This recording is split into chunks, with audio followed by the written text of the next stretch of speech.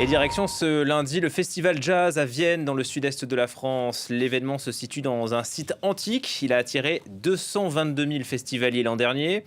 Et pour sa 45e édition, Jazz à Vienne propose 167 concerts avec des artistes des quatre coins du monde. Marjorie H, vous êtes déjà sur place pour France 24. Bonjour à vous Marjorie. Le festival bat son plein. Est-ce que vous pouvez nous décrire l'ambiance d'abord ?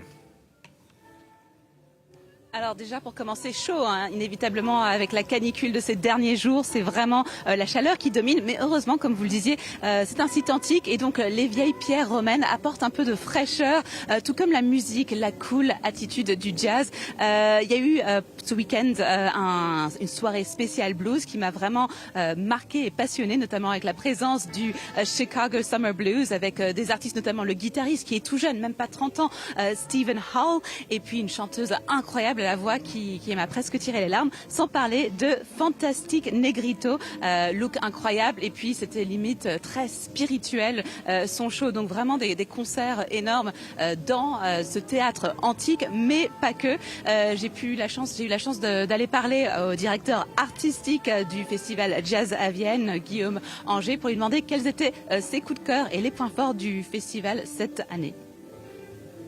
On a un gros coup de cœur, c'est sur John Baptiste. C'est la première fois qu'il vient sous son nom en festival. Ça sera la seule date en France cet été. Ça va être une grande fête autour de la Nouvelle-Orléans. On a monté un partenariat avec le musée de la Nouvelle-Orléans.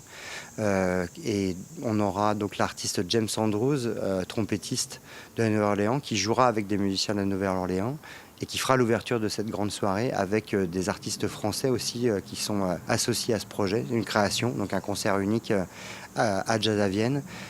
Tous les continents sont effectivement représentés. Et Marjorie, vous avez rencontré James Andrews, donc trompettiste de la Nouvelle-Orléans.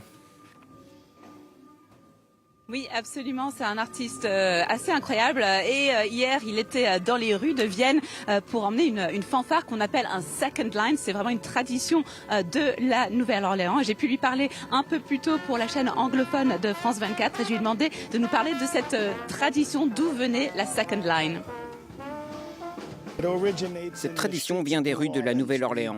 Nous faisons ce qu'on appelle des funérailles jazz et cela amène les habitants et les musiciens de la Nouvelle-Orléans à traverser la ville en marchant au rythme de la musique de When the Saints Go Marching In et de Down by the Riverside.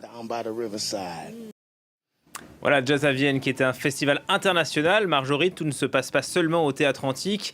Quels ont été vos coups de cœur ? Oh, écoutez, hier, pour me rafraîchir, je suis allée du côté d'une piscine et c'est là que je suis tombée sur des sirènes dans les bassins qui faisaient des bruits de percussion. En fait, c'est un trio de Camerounaises, Akoutouk, et j'ai eu le plaisir de m'entretenir avec elles. Vous allez voir, les images vont vous rafraîchir si vous avez chaud de là où vous nous regardez.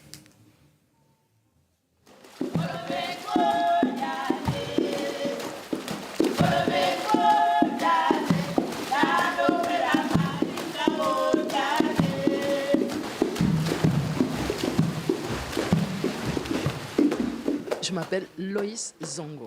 Je suis née au Cameroun d'une famille de côtiers. Ma mère est côtière de la rivière et mon père est côtier de la mer. Et donc ce sont des tribus qui célèbrent l'eau par des percussions d'eau faites par des femmes. Notre tribu s'appelle Béti et les Béti on les retrouve au Cameroun, au Gabon, en Guinée et au Congo. Donc c'est vraiment une tradition du bassin du Congo, quoi. Et en fait, c'est une histoire familiale qui a un peu obligé les femmes à transmettre à leurs enfants, probablement dû à un patriarcat hyper sévère, dont les femmes se sont débrouillées pour être très solidaires et puis pour se ressourcer et continuer de célébrer la vie dans l'eau, quoi. Mais en général, c'est des chants qui viennent des contes, donc des histoires qu'on nous raconte, qui parlent de la vie, quoi, du point de vue de ces tribus-là. Chaque espace a sa propre résonance, son acoustique. C'est vrai que c'est très très physique, mais quand on sort de là, on se rend compte qu'on est en fait rechargé.